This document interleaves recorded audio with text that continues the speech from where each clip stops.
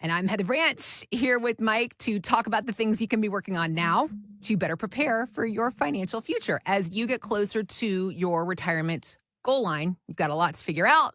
You do not have to figure it out by yourself. Nope. Mike and his team are here to help. Lifeplanwealth.com is where you can start your conversation. We also have links posted in the show notes. Or again, visit us anytime at lifeplanwealth.com. .com. All right. Remember when everything became a .com commercial? Yeah. At like in the early 2000s. late 90s, early 2000s. And then everything stopped being that because the whole .com bubble burst to smithereens. Yeah. I just remember sitting and watching a Super Bowl. I think it was like the Super Bowl in 2000 to 2001. And it was just like every commercial. And my friends and I were like, why is everybody so obsessed with this .com? Like, why is everything .com? What's with this internet? What's with this World Wide Web? And then to think back to that and be like, why was it so weird? But it just goes to show like how revolutionary the internet was. But anyways. It also goes to show when it comes to technology and things like Zoom camera and podcasts and Bitcoin, cryptocurrency and all those things. Yeah. Don't snub it. Don't turn your nose up at it. Right. Because she ain't going nowhere. She ain't going nowhere. Nope. Anything tech is usually here to stay. She ain't going to stay. Some iteration of it anyways, right? That's the whole thing. It's like a lot of those companies did crash because they were ahead of the curve, not because they were bad companies. Right. They're ahead of the curve. And I remember when people first started becoming online retailers, this is way off topic, but when people started becoming online retailers, you started going, Best Buy is going to ship stuff to me. I can buy it online on the worldwide interweb. Let's talk about, did you ever think you'd see the day when you would shop for cars on the internet? I mean, fully, the advertisers, the car dealership advertisers are saying you can shop online. We will deliver the car to your house. Oh, you don't have to come in. The internet has neutralized the dealership model. Actually, the Ford, I know we're talking about Ford. There is Ford. no negotiating kind of. Yeah. The Ford CEO came out like 2 years ago and said, hey, we're going to have to really radically change the dealership model because the dealership, what's the leverage? What's the benefit of a dealership? Mm-hmm. I mean, other than the only benefit right now is that you go through a dealer to get your car. Yeah. Right? I think it's not dealerships, about the used car sales, the dealership, but for new cars. But with Carvana, with all these different with cars.com, you don't need a dealership. It's almost like the way that realtors are getting squeezed out in some situations. Yeah. You're going to see dealerships have the same issue because the internet has given us more information than ever. That's why that's why the power for a dealership to market prices. It's like, no, it's exactly like the cars.com commercial says. Like, I'm not going to pay that. I can go down the street and pay $4,000 less. Yep. So see ya. So now it's like the price is the price. There's no negotiating the price. Maybe some service contracts are trying to bump up selling. But otherwise, you can negotiate your interest rates on loans if you need one of those. Yeah, but it's like the inventory is the inventory. We see it. And so unless you're ordering direct, I think there's going to be more ordering direct from the manufacturer over the next couple of years because internet buying has made a lot of things obsolete. All right, so let's talk about manufacturers. Yeah. Because obviously, being here in mid-Michigan, the perspective on the employees of car manufacturers is right up against the glass. Right. So news headlines, obviously the auto industry and where workers are in the auto industry has been a news story for many, many years now. But most recently last year, we saw auto workers go on strike. Mm-hmm. There were negotiations. Ford CFO said pensions are a plan of the past, as most of us know. I mean, unless you're a government employee, you probably don't have a pension. And instead, they offered a beefed up 401k match. In the end, workers agreed to an annuity option in their 401k, which, if you know much about annuities, you know that they create personal pension-like income. So obviously, the auto workers, many Americans, what we want are income streams, guaranteed income streams in our retirement years. And so even if you were against annuities in the past because they have had a checkered past, you might want to be looking at annuity options and how they could serve you in your retirement years. But again, being here in mid-Michigan, this is just kind of a major news headline that everybody was talking about recently. When talking to people who are retiring from the big three, what are the conversations? What are the questions? How are you able to help guide them? Yeah, so there's several major ones that come in. But first, let's go back to the thing about how Ford offered the annuity inside the 401k, which is really, really interesting because they were able to do it because of the Secure Act 2.0 that just passed in 2023. Oh, really? Okay. So it became a new thing that they could offer, and they leveraged it right into their deal. And the reason why Ford doesn't want to be in the pension business anymore, and most companies don't, it's because we're living longer and working for them less. All right, the pension model works when you put in your 30 to 40 years, you retire at 65 and die at 67. It's a great model, and you get a really nice pension and a gold watch. Now, people work for their last employer on average less than 12 years. And even if you work at Ford, like they have certain, or GM, Chrysler, whomever, they have certain benchmarks. If you hit this, your pensions bump up. The magical number for Ford is 30 years. But if you can hit certain benchmarks, your payout gets better. But now more and more people are saying, well, they're offering me this lump sum. Should I take the lump sum or should I take the pension? And I can run the numbers back and forth. Lump sum, meaning they're offering you like a buyout. You have the pension, but you can choose the income stream you're in and you're out in your retirement, or we'll give you this amount of money to buy you out of the pension. It's like, do you want $4,000 a month for the rest of your life, or do you want $700,000? Right. And people, it's like, how do you begin to do the math on that? How do you know which is the better option? And here's what people generally think. I don't know what to do with the $700,000. Yeah. So I'd rather take the pension. Yeah. Not knowing that there's some pros and cons to both. I mean, it's family by family. I had someone who came in from the Lansing area, and they had a City of Lansing pension. And it was just a weird anomaly year where they got this crazy high pension. I mean, his monthly pension was like $8,000 a month. Wow. I'm like, that's an insane pension. That is, like, you can't afford to take a lump sum. But for most big three employees, they come out and we run the numbers quite a bit. And basically it works out where if you take the pension, they're going to give you a certain number. Like if you say just my life, single life, it's this number. If my spouse gets 75%, it's here. This is a tiered system. Most people can benefit from the conversation of taking that lump sum and seeing if you can go get your own pension or your own annuity. Because that's the whole idea. A pension is just an annuity. For most companies, what they do is they say, if I'm going to give you a lifetime pension, I'm going to take a chunk, $400,000, go to Pacific Life, go to Nationwide or whomever, buy an annuity. We're going to name the company as the death beneficiary. We're going to name the company as the owner, and we're going to name the employee as the annuitant, which means that the company owns the plan. They put in $400,000 or let's say $500,000.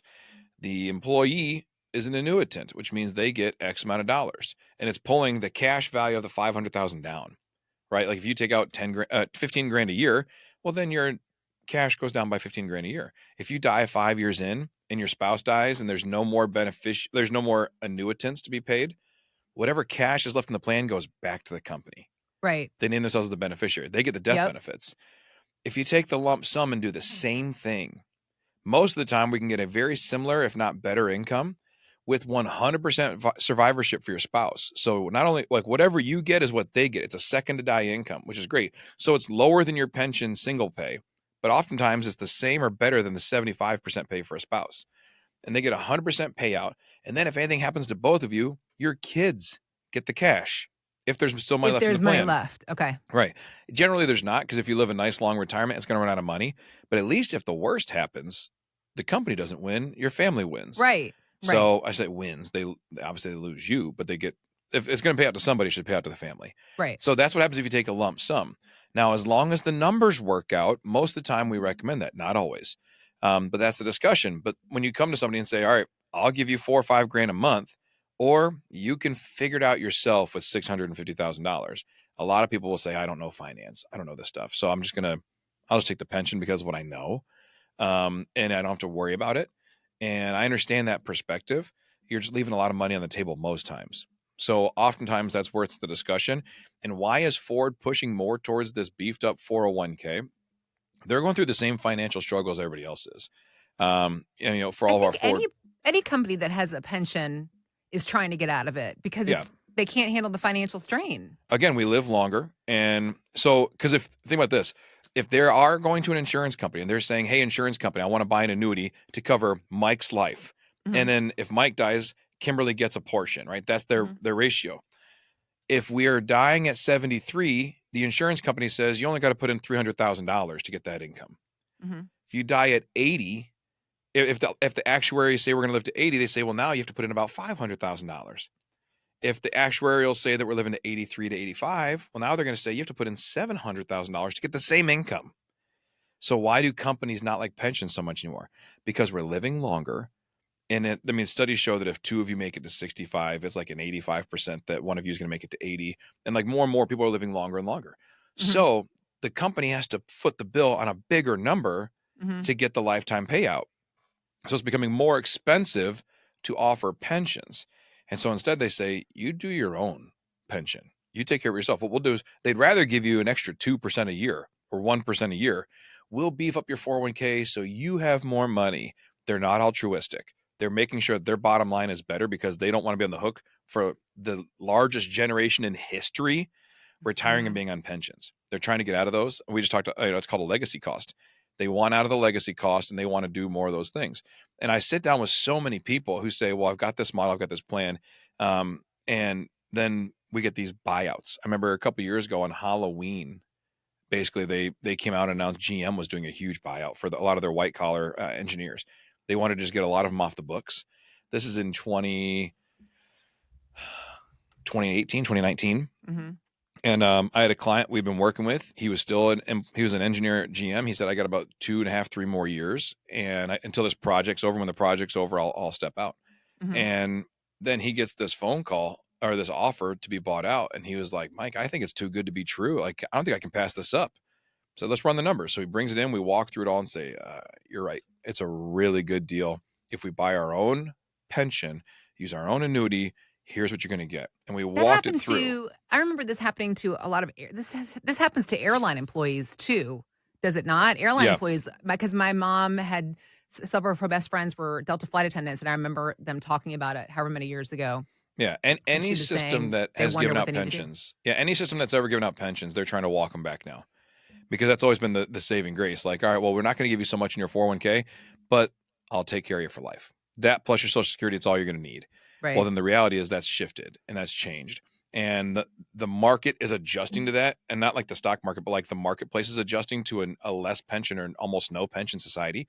And so Yeah. how do you navigate that? Well, I'll give you an extra 1 or 2% in your 401k. Then you deal with it. And if you live to 100, not our problem. You live to 70, not our problem. So that's just the model. And also, like I mentioned, we're going away from the place of you come out of high school, you jump on the line at GM or Chrysler, Yeah. and you're there for 35 years and you're a faithful employee and all. I'm not saying that's bad to change jobs. I'm just saying that was the model. It's You just go, you get your different job, now. keep your head down, you work your way up the line from making 20 grand a year up to maybe 80 or 90 or 100 grand a year. Maybe you become an engineer, you go to, Ford University or GM University and you work as an engineer and about Mhm. 150,000 a year. And Mhm. then you retire after 30 years of faithful service. Mhm. And then you get your, you get all your stuff. That's gone because people don't work as long at the last employer. So as a result, they don't want to pay you for the rest of your life and you didn't work for them as long. So the trade-off is we're not going to do pensions. We're just going to give you a little more money. With that, you didn't work because that's very fair. I think in defense of big business. Right. Don't come at me, but Right. people are not working for companies for 30 or 40 years. So why should the company be rewarding you for that much work when you're only there 5 to 10 Yeah. years? I You mean, I work for get me for it. 10 years and I have to pay Yeah. your income for 30. Right. No, I I'm get not it. I going to mean, do I that. get Nobody it. would do that. Right. So it's not the fault. It's the nature of the market. So as Yeah. a result, they are pivoting and coming off of that. As you can see, it's complicated. There's a lot of moving Yeah. pieces to this. There's also when you get like your company stock or different things, how those play into it, how you use the dividends and not. There's a lot of back and forth, a lot of discussion. And Mhm. I wish it was as simple as do this, don't do this. But Right. it's not. It's this conversation where we need to navigate. And a lot of times it's before the situation even happens. Like I said, with my one client, he came to me 2 years before almost 3 years before he's going to retire. And we built a plan. And then when the call came that he got a chance to take a walk and take a buyout, he took Yeah. it because the plan was already in place. So it's a great place to be. On our website, there's a button that says start your retirement roadmap today. The website's called Life Plan Wealth. That's how we start building these plans and make sure people are taken care of and understand that the big three world's different than a lot of other places. And to know the ins and outs of it and the tricks and turns of it, that's what we want to do is make sure that when you're making decisions, you're not just making a decision out of, I don't know what else to do. You're making a decision Mm. out of, I've calculated the cost, I've run the scenarios, and here's what I want to do and what's best for me and my family. So lifeplanwealth.com, there's a button that says start your retirement roadmap today. Click on that and we'll have the conversation to help educating you to make sure you're ready to make those decisions. It's like flipping that conversation from I don't know what else to do to I have figured out what my options are and here's what I'm going to do. Yeah, from And desperation to education. That's the goal, that's right? right. That's good. That's good. And I think also for these so many hardworking Americans that are smart people that are sitting there, they've gotten to this point. They're like, how have I gotten to this point and I don't know what to do? I mean, that within and of itself is very frustrating. So Yeah. it's not your fault. The lack of financial education in this country, man, that's a whole nother podcast we probably need to talk about. The lack of financial education. You did not do this to yourself. You did work. You did do the hard work. You did save. You did get to this point. So Mike and his team are here to help you get to a good place as you go into your retirement years, feeling confident about the situation as you should. Again, lifeplanwealth.com is where you can start the conversation. We also have links posted in the show notes so you can click there or find us anytime at lifeplanwealth.com.